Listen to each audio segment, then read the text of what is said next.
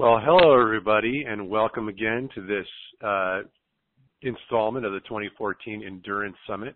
This is Manny Aragon of the Rolf Workshop Center for Structural Performance, and I'm very excited about our guest today. I know I say this a lot, but this is a special type of excitement because this is a close colleague, a good friend, and just an amazing practitioner. My colleague Glen Depke, who is a traditional naturopath, and he has several areas of expertise, but I would say that a few of them would be adrenal function in this order, natural hormone balancing, the gut-brain connection, which we may touch into today, immune regulation, and chronic inflammatory states and how to manage them. He's the founder of Depke Wellness and also of the recent Adrenal Summit, which I'll have links to for those of you who are interested. That's a phenomenal event with many great experts that Glen put together. And you know, the thing about Glen and about naturopathic approach in general is that unlike traditional medicine, Glen and natural wellness focuses not on diagnosis and treatment of disease or of symptoms, but rather the understanding of the underlying triggers and causes for health challenges, assisting in balancing those underlying issues, which then basically lights up the body's self-righting capability. It's what I call self-righting capability, and it's the ability of the body to heal when given the right situation, because it's something that we all have inherently within ourselves. But Glen is he's absolutely holistic. There's nothing that he does that is symptom-based. It's all underlying, and this is the power and the beauty of what he does. But what you should know about him is he's got a great story, and the way many alternative practitioners get started is through their own personal experience. And back in the day, Glen was diagnosed as an epileptic, and he experienced grand mal seizures. Even he was on medication for that, anti-seizure medication. But at some point, he had enough of that and took it upon himself to figure out how he was going to overcome that challenge naturally, because he just wasn't going to live with that for the rest of his life. And he, I think, had a deep realization that it was not necessary to live that way. So he did. He dug in deep and figured out, into the literature and studying with many experts, and actually went to obtain his PhD as a naturopath and such. And he was over to overcome epilepsy naturally. And that story, just kind of like mine and many other alternative practitioners, as I mentioned before, it really, when you have a powerful experience like that, you really want to share that with others. So he has a passion, really, for helping others to overcome challenges as big or bigger than the ones that he faced in the past. Many times these are medically uncurable conditions, but what, like I said earlier, when the body gets right, when it gets to a place where it can right itself, it does, and that's kind of his specialty. So today we're going to talk a little bit about how that applies to folks who are in the endurance athletics field, and because there's a lot of tips, tools, and tricks I'm sure that Glen's going to share with folks today, and maybe some insights for people that they haven't considered on the effects of the training on the body, how to overcome or work with or work around some of the challenges, physical, mental, and spiritual challenges perhaps that people face who are living very busy lives as endurance athletes. So without further ado, I'd like to welcome you, Glen, to the program, and thanks so much for being here. Oh, well, thank you, Manny, and it's I'll start with it's completely my pleasure, and for me, personally, this is so exciting because in my practice, I do work with athletes, professional athletes, Olympic athletes, people are doing this for their own personal pleasure, but I do work with so many people who are health challenged. So to have the opportunity to, share what I know, my expertise with people who, I feel are on the cutting edge of like doing what they need to do to be the best they can be. I just think this is just like such a joyful opportunity for me. So thanks for having me. Sure. So let's start it off. You talked a little bit about dealing with professional Olympic level athletes and so on. Probably most of the people who are listening aren't going to be at that level, but there may be some. That said, for your average, endurance athlete who's got a job, who's got a family, who's got a pretty busy life and just kind of shoehorning everything in, so they can do something they love to do. What would be like the biggest or most common challenge that you see endurance athletes facing when they come and sit in front of you and tell their story? Okay. Well, I think first off, just to kind of separate the difference between, when I'm working with the elite athlete, the professional athlete, the Olympic athlete, as compared to, the more casual endurance athlete. I really think it's tougher on the more casual endurance athlete because, as you said, it's not just the level of training that they're committed to, that they enjoy, that they're involved in on a regular basis, but they're still working 40 plus hours a week. They have relationships, they have children, they have, job stress, and the list goes on. So I think that takes a whole nother toll as compared to, somebody who's at that elite level.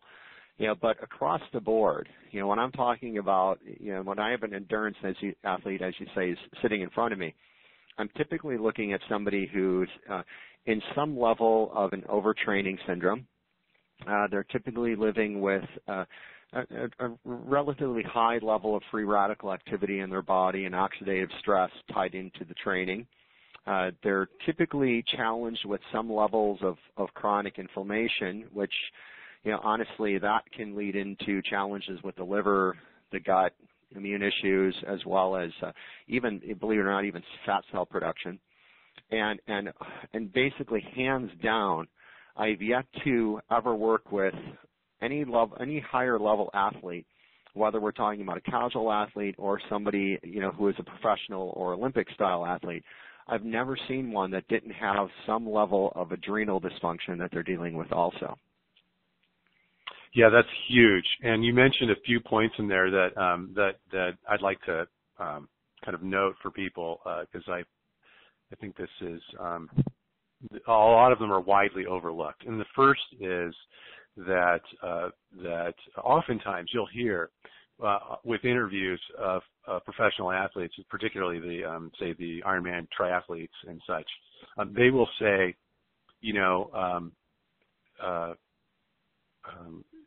just like you did, that it's the amateur athletes that actually have a much more difficult schedule. They really respect the amateur athletes because their life is not focused on endurance sports. It's focused on their family. It's focused on their work. And if it's not going to last too long.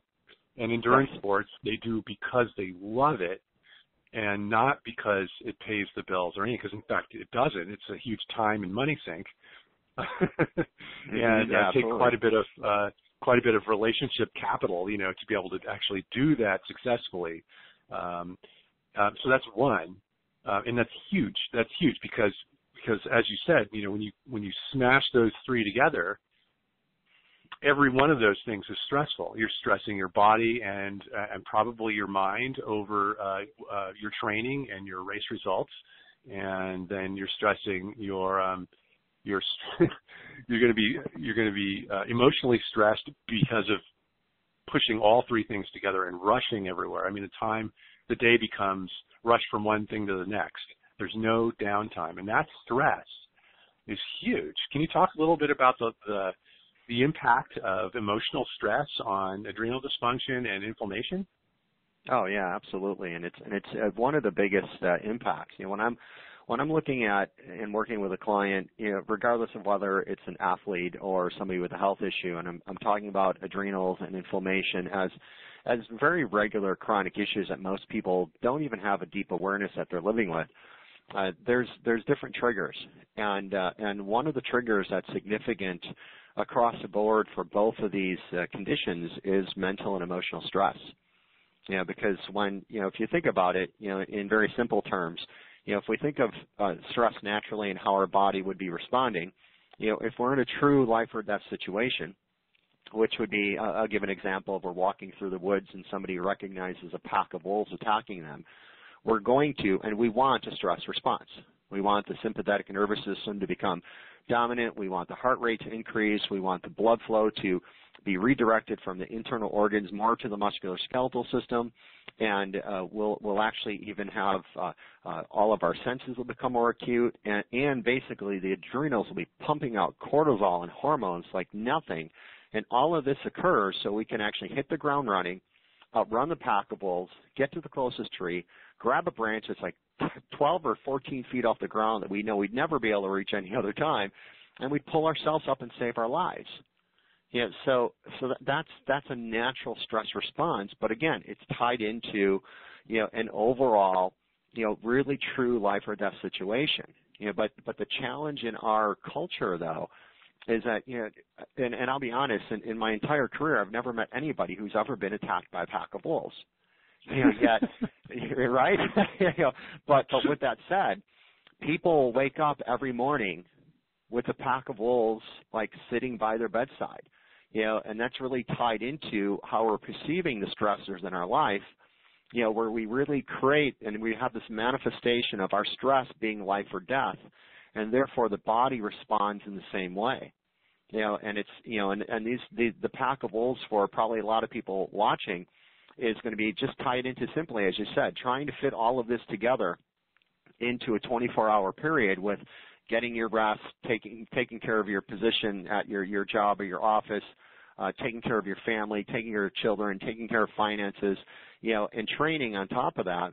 Or for some people, the stress may be, traffic on the interstate, the highway, driving to work. It could be bills in the mail we don't have money for. It could be in our relationship. It could be with our children, with our boss, and it's endless. But the thing is that we most of us in this culture have not been taught healthy levels or healthy tools to actually deal with stress properly. Therefore, it starts this whole cascade of high cortisol response, which in the end also blows out our ability to deal with inflammation properly. So it's just this whole cascade of issues that really so often begins with that whole emotional stress response and how we perceive what's going on in our life, and it's so invaluable to address. Okay, so here's kind of a real life typical type A triathlete scenario. Who cares about stress? I'm good at dealing with stress. I just power it out and then, get up the next day and pound my coffee in the morning and do it again. What's wrong with that? How's it going to affect me in my training in the long term? Yeah, I actually love when people say that. Because bring it on, right? Because when somebody says that, what they're screaming out to me is they're screaming out, I'm already in stage 1 adrenal insufficiency and I can keep going like this. And you know what? You can't. I mean, that's the thing. Like, that's what I want everybody to understand is that, when we're going from a normal, healthy level of hormone production in the adrenals, which is what we would want for men and women. It's not determined by sex or age or anything. But when we get into that stress response, cortisol levels really climb. And what it does is it's a stimulant. It would be like somebody drinking coffee all day for energy or eating sugar all day for energy. And what's going to happen over time, and it depends from one person to the next. Everybody has a different, what I refer to as a constitution, like a genetic strength and vitality. And if you think about it, I would be willing to, put this out there that most endurance athletes have stronger constitutions, which gives them the ability to actually participate in endurance type training on a regular basis. So those particular people can push it. They can burn the candle at both ends, burn it in the middle, and do that for longer periods of time with very little knowledge, because when you have a strong constitution, you don't have early warning signals built into your body. So it's like you can just keep going and going and going, and nothing seems to be a big issue. You keep bullying through, you keep pushing through, and it's common all the time. But then what happens is, at some point it catches up to the body, the adrenals begin to fail, the chronic inflammation starts to take over, and that's when people crash and burn. And I'd be willing to guess that there's a lot of people listening that have already reached that point and just don't know what to do with it. For sure, and that brings to mind a bit of triathlon history that I've read many times. And one of those is, for those of you who are active in triathlon, pretty much every triathlete knows who Dave Scott is. And Dave Scott was the first six-time Ironman world champion guy who won the most until his I suppose protege or arch enemy in a way, Mark Allen, took over and kind of did the same thing. But the story of Dave Scott as I understand it, is that he trained specifically for that race. He did some other races, but specifically for that race. And his training volume was so massive that he was able to really dominate this race. But after the race, he would retreat from society for, weeks sometimes, or even months, and just kind of hole up by himself. And the only thing that I can take out of that is that he was so depleted after that race that he crashed. He crashed, and he had to, he probably was depressed. He was probably, totally, completely mentally and physically drained, and had to put it back together. So that's kind of an extreme example, but for many, and you'll see this often, if you look at the size, and this is, if you look at the size of the age groups in the different races, especially longer distance races, they start to taper off after about 50 to 54. So 55 to 59 group, 40 to 44 is the biggest group, 45 to 49, slightly smaller, 50 to 54, slightly smaller, still pretty big, 55 to 59, precipitous drop, and then when you go to 60 to 64, it's like, if you're still around, you're probably, on the podium in several races. Why do you think that is, Glenn? Well, that's, as far as I'm concerned, and it's the natural progression. Because when we're looking at it, if we're somebody who's doing this intense training and this is like participating in some form of endurance athletics, we're looking at the long-term accumulation of something referred to as not only the adrenal dysfunction that I mentioned and a lack of basically the ability to produce cortisone, which is the body's natural anti-inflammatory, but we also, with this training, we're pushing the body into something referred to as an INOS response. And an INOS response is basically an inflammatory response.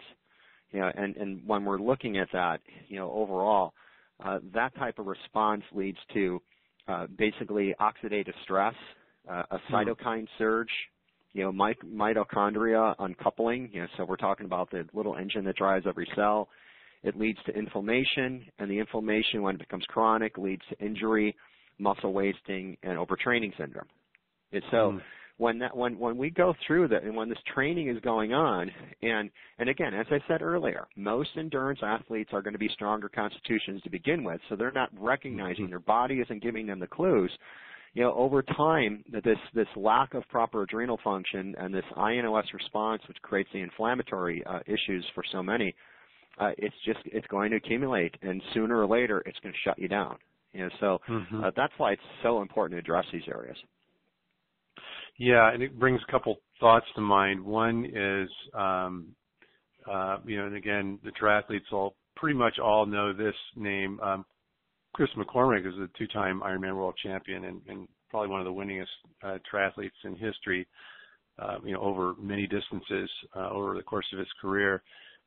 Wrote a book called I'm Here to Win. In his book, he talks about listening to his body. And that's why Chris, with his long career, never suffered an injury. Mm-hmm.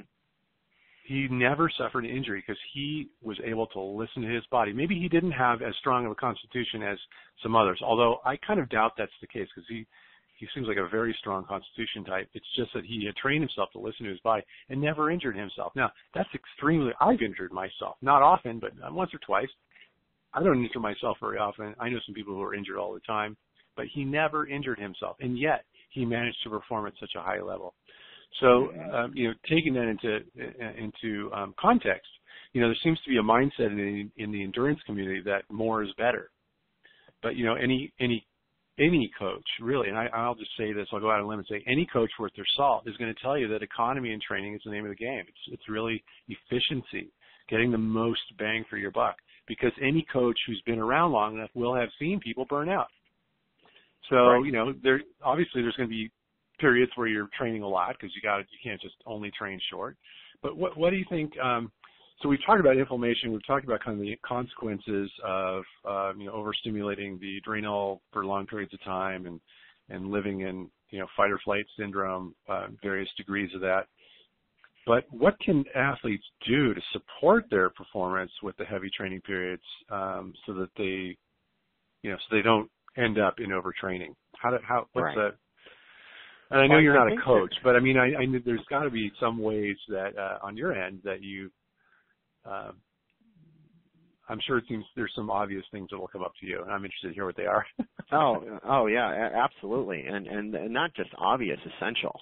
If really, because the way I like to think about it with any athlete, I consider myself an athlete. I really don't consider myself an endurance athlete, but I do train on a regular basis through in every week basically.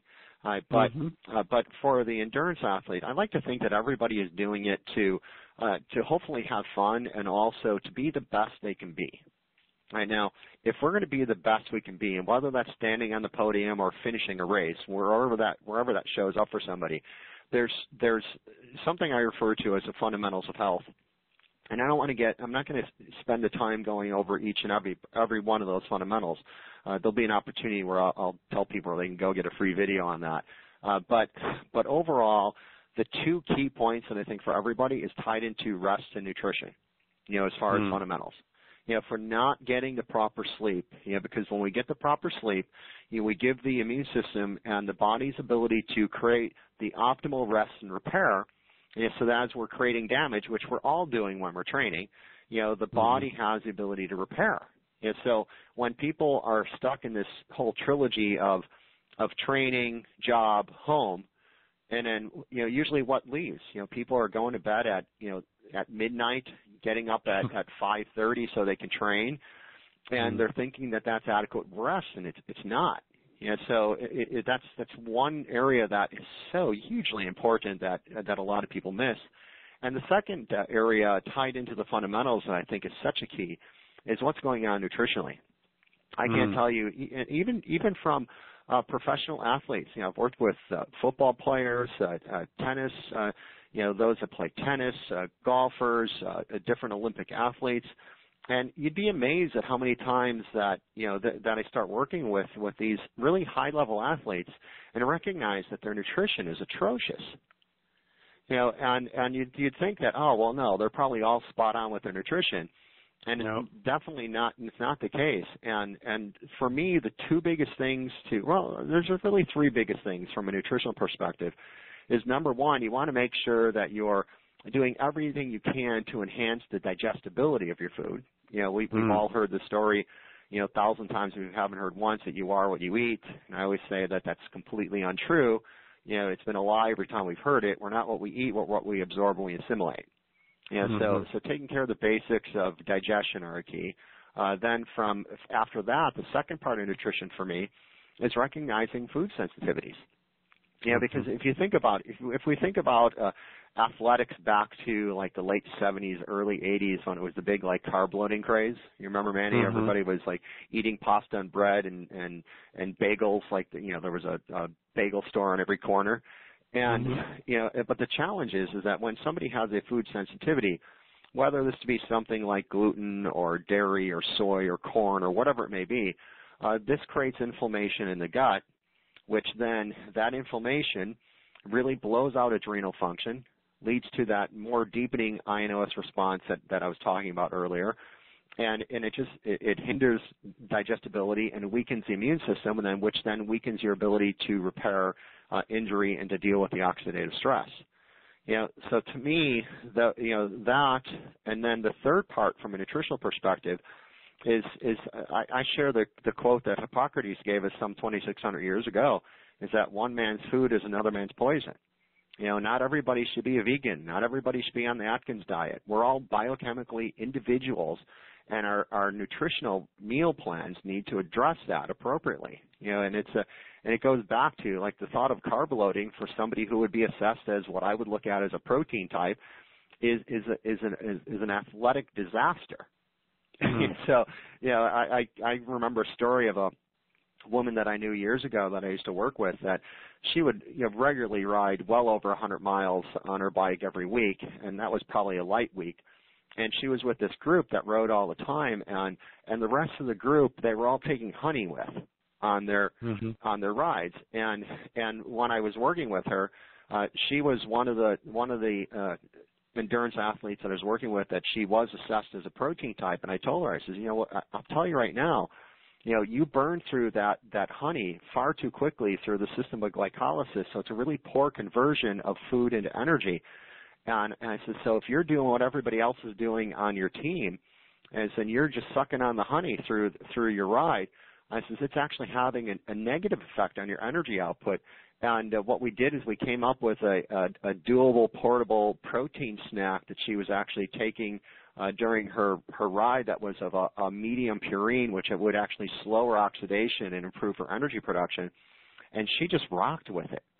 And so looking at those components, and then if we go beyond the simple aspects, you know, I also, you know, when I'm talking with athletes, I also love to see the endurance athletes also mix in a little bit of high intensity training. And I always encourage athletes on any level, and I do this myself. When I go work out or I go play tennis, or if I'm going to do something where I know I'm creating some level of oxidative stress and free radical activity, I have a little or pre and post workout routine where I take something that's referred to as a nitric balance pre-workout that actually helps with stimulating more of that the ENOS response, as well as what's referred to as an NOS response. It also increases, you know, it's like a liquid form of ATP, and it increases blood flow to the brain. And in post-workout, I do something that's a very strong anti-inflammatory as well as an antioxidant to help to deal with the damage. So it's to me, it's putting that together, and it's not very difficult. You know, basically everything I've been talking about is relatively simple, but it's often unknown and just not addressed. And I just want to note on that the big kind of hairy monster in the closet of endurance athletes is that most of them are basically eating sugar on the course. And I know you mentioned honey, but honey would be considered relatively healthy compared to what people are actually eating on the course. So a lot of people are fueling with GU or with, you know, which is basically maltodextrins. It's a corn-based, you know, molecule. And GU or chews or, you know, blocks, whatever it is, they're fueling with that stuff. Or they're fueling with some kind of soy-based, endurance, you know, protein / carbohydrate drink that's prepackaged. And they're very convenient, and I actually tried this in the past, but I got to tell you, like, my body, you know, you get 3.5 hours into fueling on that stuff every 20 minutes, and my body just started rejecting it. It's just disgusting. So that fueling is a massive issue. The longer the distance becomes, it becomes more and more massive. And I've got to say, I've spent a couple of years working through fueling strategies because I'm attempting to convert myself to more of a ketogenic energy production. And so therefore the fueling has to be more ketogenic in nature, and therefore also a lot less fueling is necessary, which is great. But I mean, it's like we're almost overlooking the junk that's put into a person's body, which would massively increase oxidative stress, one, and two, it's going to cause their blood sugar to go all over the place. It's going to impact their efficiency of energy production and their body's ability to maintain. Again, in the longer distances, you know, efficiency and maintenance of pace is what's key. So if your energy's going up and down, you know, it's really not copacetic in terms of you know, getting everything to work well. So that's huge. That's huge. So I thank you for mentioning that. Absolutely. So okay. So let's get a little bit more into nitty-gritty and logistics here. So you have an athlete that comes to you and they've got kind of chronic soft tissue injuries. What are some of the ways that you evaluate them, and what's the best way, or is there a best way to stop that process? Is it what methods would be best? Well, for me, and obviously because I'm not, honestly, Manny, I would be referring to you as far as if anybody had a soft tissue injury to assess that. But once I know that, and that person is somebody I'm working with, what's interesting and I think surprising to most of these athletes when they first come into my office is they're thinking that I'm going to be like all about the injury, and I'm not. I'm looking at why, I'm looking at from the perspective is why do you keep getting injured? Why is there a soft tissue issue? And why is this a chronic problem? So my starting point for this is always testing adrenal function, right? Because when we look at adrenal function, there's definite areas that tie directly into endurance athletes. And it's because the adrenals play a direct role in the function of the pancreas, which is essential for regulating blood sugar. It plays a direct role in our overall metabolism of fat and protein, recognizing that when we're metabolizing and breaking down fat through beta oxidation, that's like six or more times the energy than the breakdown of sugar through glycolysis. So that's a key. We're looking at the adrenals play a direct role in immune regulation, which is essential for injury repair. We're looking at pro and anti-inflammatory states as, the pro-inflammatory states being a part of a healthy healing crisis, and the anti-inflammatory, which is essential once that crisis has been overcome. We're also looking at a direct role into cellular energy. So basically energy production at the most basic level. Blood sugar balance, which you were just discussing there, is, you're seeing this going all over the place with the way people are feeling themselves. And it also ties directly. This is the one area that most people have a level of ignorance, and I don't use ignorance as a bad term or a derogatory term. It's just we don't know, is that the adrenals play a direct role in your musculoskeletal health. So this is bone and connective tissue turnover as well as muscular integrity. So if the adrenals are having issues, and I'll be straight out and forward. Most people that I see in my clinic, there's 3 stages of adrenal dysfunction. And most of my endurance athletes, they come in a stage 2 or a stage 3, which are further advancement, which is when there's something called the HPA axis. It stands for hypothalamus pituitary and adrenal axis, that brings the body into a deeper state of relaxation after a stressful event. Well, for most people in those stages, that feedback loop is actually burnt out. So they're never really recovering. So the adrenal testing is, to me, an absolute must. And also, the other area that is a huge key, because we want to understand what's going on nutritionally. So I also always recommend what is referred to as a cross-reactive food testing for food sensitivities, because, even Manny, when you mentioned the soy, the processed soy powder that goes into the drink or whatever form this would be, soy is a very common food sensitivity, and not just because of the high fact that most of this is genetically modified and creates other issues, but it's just that the protein molecule in soy is very similar to the protein molecule in gluten, which, there's such a high percentage of people, that are dealing with these sensitivities, and they just don't even know. Another saying that everybody's heard also 1,000 times, if not once, is that ignorance is bliss, but no, it's not. I mean, ignorance can actually kill us, or it can destroy your athletic ability. So when we can look at this testing and actually get to the underlying causes of all this, you could really see night and day, not only just from a health perspective, but from an athletic perspective, a competition perspective, an endurance perspective. I mean, all of this can change when you get this balanced. That's really key, and thanks for sharing that. So, okay, for seasonal endurance athletes, and I'd say most people are seasonal endurance athletes. There's kind of a distinct season, although in Southern California, it seems to be stretching as races are added where there aren't races.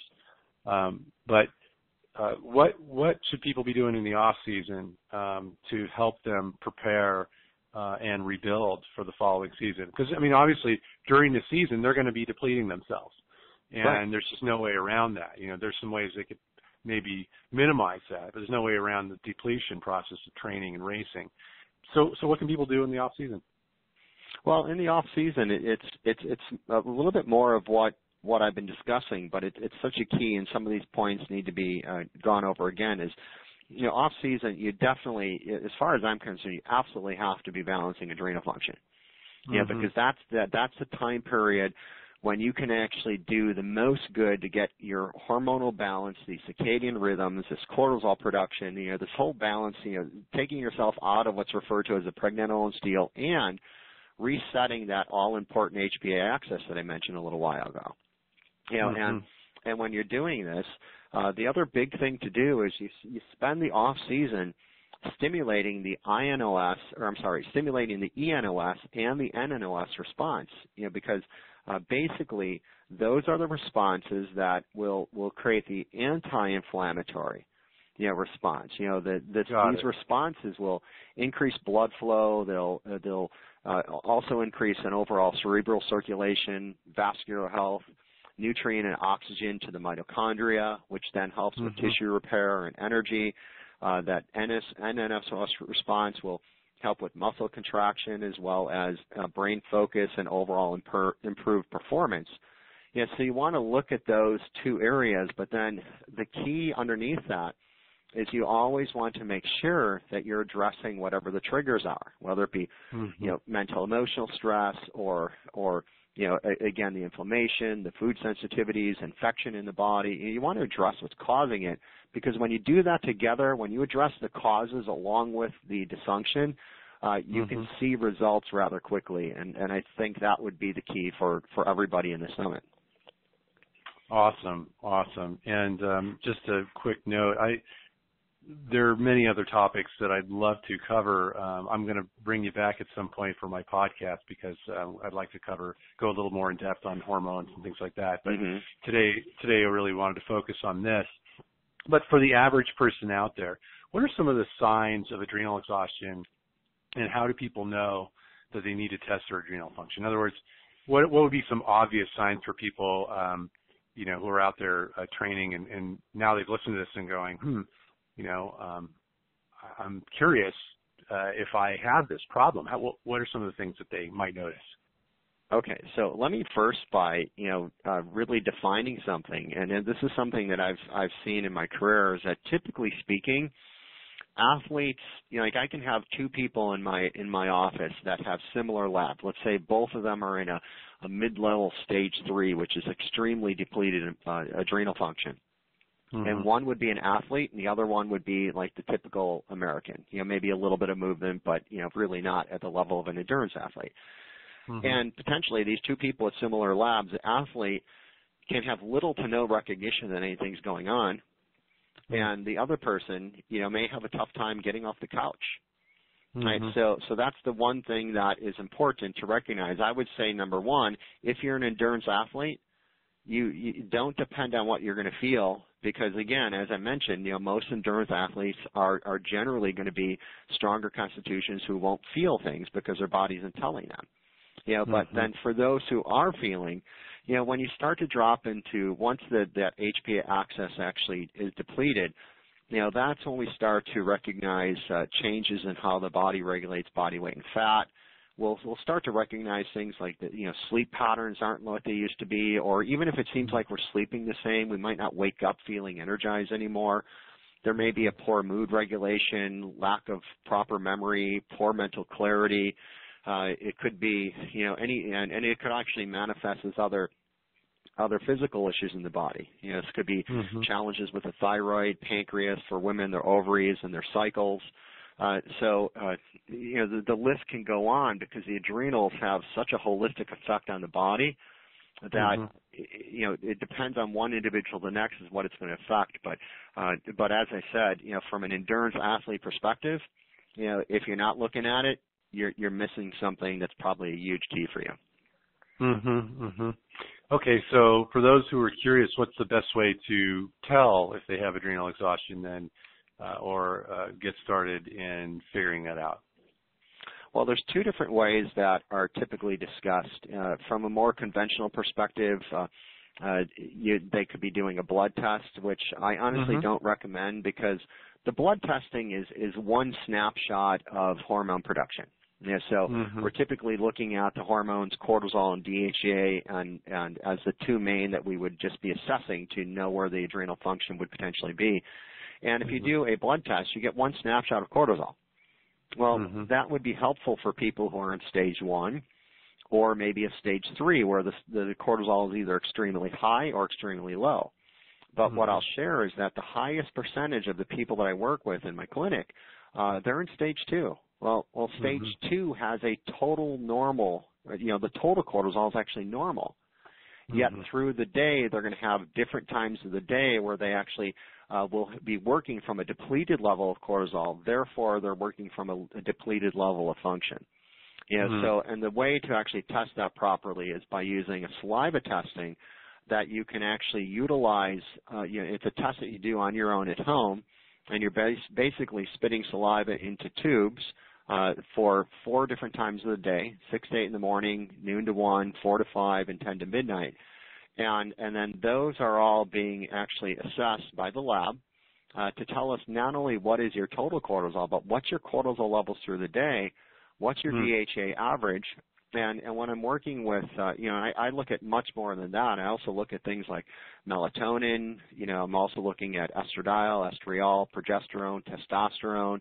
A lot of different levels that we would look at to find where the person's body is imbalanced or potentially balanced. And that's, to me, is the best way to actually address that. Great. Well, now, in terms of, say somebody wanted to get an adrenal test, so what would be the next step? Well, the adrenal test is actually simple to come upon. All you'd have to do is call my office, which is that number is 949-954-6226. And we would actually, if you're local, you can pick up the kit, or if you're not local, we do work with individuals all over the country. We've even got clients in Brazil, Canada, as far as Qatar, that we've worked with. So we do mail the kits also, and the kits, as I mentioned, can be done on your own during your day, and then they're sent from you via a prepackaged FedEx shipping to the lab. And then once we get the results in, then we set up a results session to not only go over the results and make recommendations to help your body reset that HPA axis and get back in balance, but we also, within that session, we address, again, we want to get to the triggers. What's causing this? Because the adrenal function isn't what's wrong. It's the end result of what's wrong. So the logistics, a little bit of logistics here. We're going to post, we'll post that information.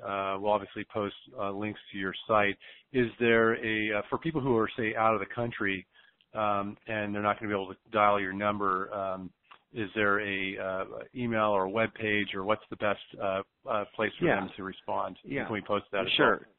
Yeah, absolutely. And what I would recommend that if somebody has questions, or if logistically the phone isn't going to be the best option for them, they can also email me. My email is Glen with one N, Glen, at Depke, Depke, wellness.com.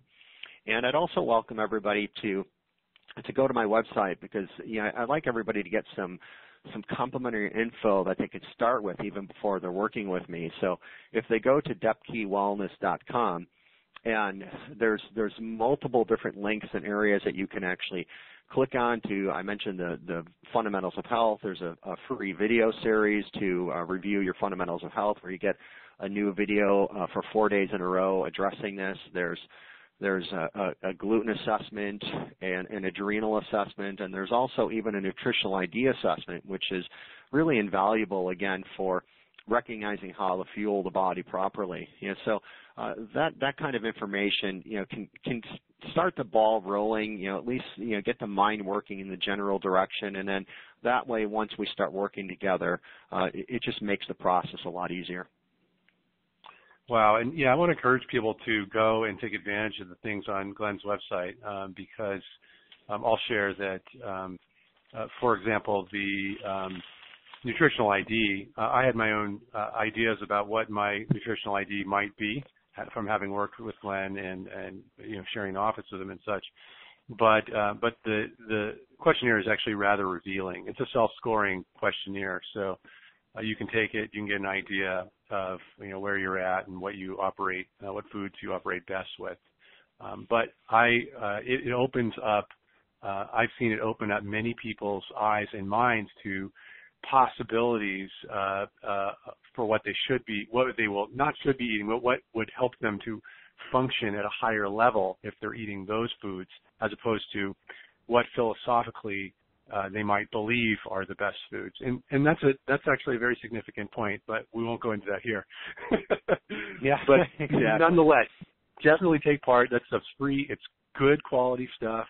I've gone through. I haven't done the 4-day video course. I'll probably sign up for it to see what you have to say, because it's always something cool. But I really want to thank you for coming on today, Glenn. And certainly we'll have you back on the podcast and such. But because there's so much that you could share with people, and it's always fun. It's always a pleasure to talk to a friend and a colleague. Oh, and fun is the word. And Manny, thank you so much for having me. And even more so than that, thank you to everybody listening, because the reason why these things are done is really for those that are listening and taking advantage of the information. And that's I get up in the morning for that. So thank you to everybody. So true. And again, just to go out to the group, thanks for listening, and follow up. There's plenty of good stuff. I look forward to seeing you at the next installment of the 2014 Endurance Summit. This is Manny Aragon signing out.